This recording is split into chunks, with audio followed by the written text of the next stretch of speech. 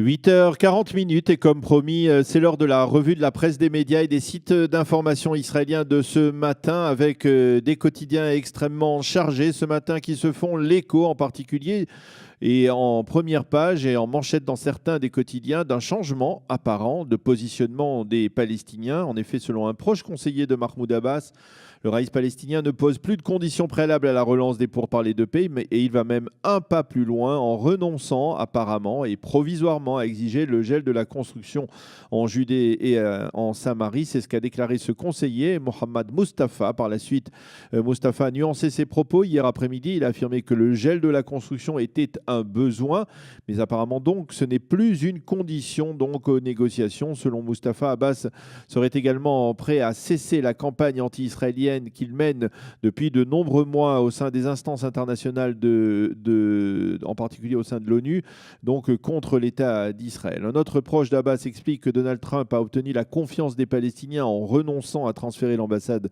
des États-Unis de Tel Aviv à Jérusalem et que d'une certaine manière, les Palestiniens se doivent donc de lui répondre en faisant des propositions plus conciliantes. Maariv souligne ce matin qu'au sein du camp sioniste, on se félicite du positionnement palestinien et l'on appelle Binyamin Netanyahou à initier une rencontre avec Mahmoud Abbas afin de relancer les pourparlers. Mais à droite, on déclare les implantations ne sont pas un obstacle à la paix. C'est Mahmoud Abbas qui est cet obstacle à la paix. Quant à Lieberman, il a affirmé, à Victor Lieberman, le ministre de la Défense, il a affirmé hier qu'Israël était plus près que jamais d'un accord. C'est une information qui a été répercutée dans le journal télévisé de la seconde chaîne de télévision hier. Dans le supplément du Maariv de Shabbat, eh bien, Audi Segal, qui est justement le correspondant politique de la seconde chaîne, ne revient pas sur les propos du conseiller de Mahmoud Abbas, mais il explique pourquoi Donald Trump dispose peut-être des clés d'un règlement du conflit. Il énonce également ce matin les conditions que pose Binyamin Netanyahou à un règlement. Aucune implantation ne sera évacuée donc de Judée et de Samarie, et Tsahal conservera le contrôle sur la frontière jordanienne. Tous les quotidiens israéliens reviennent ce matin sur la visite en Israël de Nikki Haley, l'ambassadrice des États-Unis à l'ONU. Et au cours de cette seconde journée de visite en Israël, Nikki Haley est allée sur le terrain accompagnée par l'ambassadeur d'Israël à l'ONU, Dani Danon. Nikki Haley s'est d'abord rendue sur la frontière entre Israël et la bande de Gaza. Elle a visité l'un des tunnels offensifs qui a été construit par le Hamas et détruit par l'armée israélienne durant l'opération Bordure protectrice durant l'été 2014. Elle a rencontré également des habitants du kibbutz Nahal Oz en bordure de la bande de Gaza. Les suppléments politiques des quotidiens israéliens nous parlent essentiellement de cette crise qui s'est déclenchée, on le sait, en milieu de semaine entre le Qatar et le reste des pays du Golfe Persique, en particulier l'Arabie Saoudite. Comme nous le disions hier, le Yediot Aharonot a dépêché à Doha, au Qatar, sa correspondante aux États-Unis, Orly Azoulay, qui nous fait partager la situation de cette ville qui, du jour au lendemain, s'est retrouvée non pas assiégée, mais en tout cas isolée. Et Orly Azoulay écrit que même si les habitants de Doha ne ressentent pas vraiment l'état de siège, eh bien cet isolement du Qatar face à ses voisins du Golfe eh bien, fait l'objet de toutes les discussions durant les repas de fin du Ramadan, donc dans la capitale qatari. Et Orly Azoulay écrit ce matin qu'elle a rencontré une habitante de Doha qui lui a confié, je cite, que son mari travaillait beaucoup avec les Israéliens, mais je ne sais pas ce qu'il fait, c'est ce qu'elle dit. Donc, cette habitante de la capitale qatari, cette femme a refusé poliment de se faire photographier par le Yediot Aharonot. Ce n'est pas encore le moment. Donald Trump a dit qu'il allait faire la paix. Alors, nous allons attendre un peu, dit-elle, avec une pointe d'amusement. Le supplément politique du Israël Hayom consacre également sa manchette et ses premières analyses à la crise dans le Golfe. Le journal décrit le Qatar comme la capitale de l'opportunisme. Et le Makor Rishon, lui, nous offre un jeu de mots avec en manchette de son supplément de Shabbat, catharsis, écrit-il, et se demande si ce n'est pas finalement Donald Trump et Vladimir Poutine qui tirent par derrière les ficelles de cette crise entre le Qatar et ses voisins du Golfe. Et en page intérieure de son supplément de Shabbat, le Makor Rishon, sous la plume d'Amir Rapoport, se demande de quelle manière le boycott du Qatar aura une influence sur le conflit israélo-palestinien et de quelle manière les attentats en Europe, comme l'attentat de Londres en début de semaine, auront un impact sur l'économie israélienne. Le site Ynet nous annonce, selon des informations fournies par le ministère américain de la Justice, que 2 citoyens américains activistes du Hezbollah ont été arrêtés pour terrorisme par le FBI. Ils auraient projeté de commettre un attentat contre les attachés militaires israéliens à New York et à Panama. Ils devraient être traduits devant la justice américaine dans un tribunal de Manhattan. Et puis, le Ynet fait passer un message très clair, celui de l'État d'Israël à l'ambassadeur de Turquie en Israël, après que ce dernier ait invité dans sa résidence le très radical leader de la branche nord du mouvement islamiste israélien, Raed Salah, pour prendre avec lui le repas de l'iftar, la fin du jeûne du Ramadan. Côté israélien, on a rappelé à l'ambassadeur turc, Kamal Hokem, que Raed Salah niait la légitimité de l'État d'Israël et qu'il a été condamné par la justice israélienne pour avoir provoqué des heurts sur le mont du Temple et pour incitation à la haine anti-juive, étant considéré comme le principal agitateur sur le mont du Temple. Donc Raed Salah est le responsable des mouvements Morabitoun et Mourabitat qui avaient été mis hors la loi après donc des tensions sur le mont du Temple par le ministre de la Défense de l'époque, Moshe Ya'alon. Le Yediot Aharonot, nous l'avons dit, depuis le début de la semaine, nous fait partager les pages de ses éditions d'il y a 50 ans, de cette semaine historique où Tsahal a remporté la plus formidable des victoires pendant la guerre des 6 jours. Et ce matin, naturellement, le journal nous montre les pages de son édition du vendredi 9 juin 1967, alors que la guerre des 6 jours n'est pas encore terminée, puisqu'elle se poursuit encore ce matin-là sur le plateau du Golan et sur le mont Hermon, mais qu'il est déjà certain qu'il s'agit déjà d'une brillante victoire israélienne. Alors le Yediot Aharonot publie les photos de tous les membres de l'état-major, de cet état-major de Tsahal, et leur rend un hommage appuyé. Et ce matin, le journal publie dans cette édition du 9 juin 67 des photos des nouveaux territoires d'Israël, Jérusalem bien sûr, mais également Bethléem, Hebron, le Sinaï et Gaza.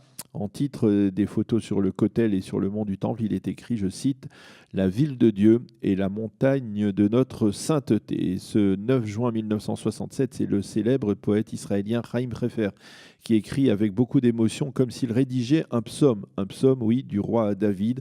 En cette journée, écrit-il, le chef d'état-major et ses accompagnateurs sont arrivés devant la tombe du roi David sur le mont Sion à Jérusalem, et ils se sont tenus devant lui en uniforme poussiéreux, la sueur sur leur front. Ils ont respiré bien fort, et le chef d'état-major de Tsahal a dit au roi David, « Majesté, le mont du Temple a été libéré ». Voilà ce que l'on pouvait lire le vendredi 9 juin 1967 dans le Yediot Aharonot, un texte particulièrement émouvant, donc un poème de Chaim Hefer. Et puis, toujours dans le cadre de cet anniversaire, du 50e anniversaire de la réunification de Jérusalem, un mot d'archéologie avec l'analyse et l'appel du professeur Arié Eldad dans le Maariv de ce matin, un appel à l'occasion donc du jubilé de la réunification de la capitale, à transformer les sites archéologiques en bordure de la vieille ville. Vous savez, il s'agit de tous ces sites qui sont en particulier en contrebas des murailles de la vieille ville et du Kotel, en un véritable projet national qui transformera plus encore la ville en un site touristique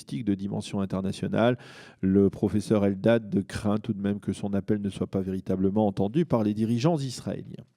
Le Yediot Aharonot révèle que le ministre israélien de l'Éducation, Naftali Bennett, a demandé au professeur Asa Kacher de rédiger un code éthique de conduite pour les professeurs enseignant dans les universités israéliennes. Dans ce document, qui est révélé pour la première fois par le Yediot Aharonot, on constate plusieurs interdits. Les professeurs de faculté n'auront plus le droit de s'exprimer, d'exprimer en cours sur des sujets d'ordre politique. Ils ne pourront pas coopérer avec des ONG qui sont identifiées, très identifiées politiquement. Il leur sera interdit d'appeler durant leur cours à un boycott universitaire d'Israël. Le professeur Asa Kacher a déjà rédigé dans le passé le code éthique de Tsahal. Et puis dans le supplément intellectuel, si l'on peut dire, du Makor Rishon, le supplément Shabbat, le Rav Shai Piron, qui a été ministre de l'Éducation avant Naftali Bennett, intervient dans un débat éducatif au sein de la société israélienne sur l'étude de la Gemara dans les écoles, les lycées et les yeshivot. Comment rendre la Gemara plus passionnante à une époque où les jeunes sont attirés avant tout par on va dire par les sites d'information, les sites médiatiques et informatiques. Comment adapter l'étude de la Gemara au XXIe siècle et transformer donc cette loi orale, faire en sorte que cette loi orale qui est considéré par certains jeunes Israéliens, adolescents israéliens, comme un fardeau en une composante déterminante de l'identité juive. Un débat passionnant dont le Makor Rishon nous offre ce matin un extrait. Et puis, toujours dans les suppléments du Shabbat, deux émouvantes histoires de bébés. Le Yediot Aharonot nous relate d'abord en détail l'émouvante histoire de ce bébé palestinien dont la mère a été très grièvement blessée dans un accident de voiture et hospitalisée à l'hôpital Hadassah à Jérusalem. Et lorsqu'il s'est avéré qu'il fallait allaiter ce bébé, eh bien une infirmière israélienne n'a pas hésité. Elle lui a donné le sein. Le Yediot Aharonot raconte donc cette histoire ce matin dans son supplément du Shabbat. Et la seconde histoire, eh bien, on la trouve dans le Israël Hayom. Elle nous relate l'histoire émouvante d'un autre bébé, un bébé israélien, cette fois Elia Shalom, qui avait besoin pour survivre et d'une opération extrêmement complexe et très coûteuse, dramatique, qui ne peut être réalisée qu'à Boston aux États-Unis. Le journal Israël Hayom nous explique que grâce à la générosité de dizaines de milliers d'Israéliens, il a été possible de collecter les 3 millions de shekels nécessaires pour réaliser cette opération et donc sauver la vie de la petite Ella.